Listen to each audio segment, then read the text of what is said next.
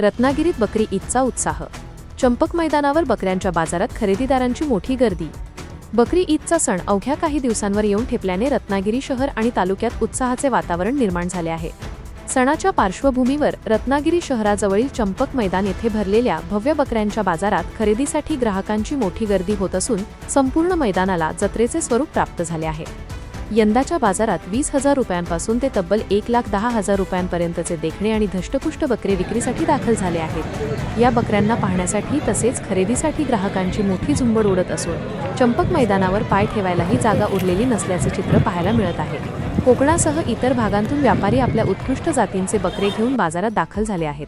बकऱ्यांची उंची, वजन आणि अंगावरील वैशिष्ट्यपूर्ण नक्षीदार रंग यामुळे ग्राहकांचे विशेष लक्ष वेधले जात आहे.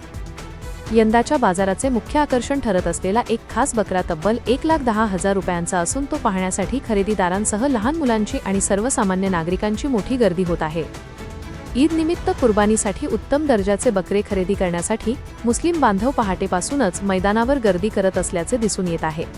बाजारात व्यापारी आणि ग्राहकांमध्ये रंगणारी घासाघीस, विविध जातींच्या बकऱ्यांचे आवाज आणि खरेदी विक्रीची लगबग यामुळे संपूर्ण परिसर गजबजून गेला आहे.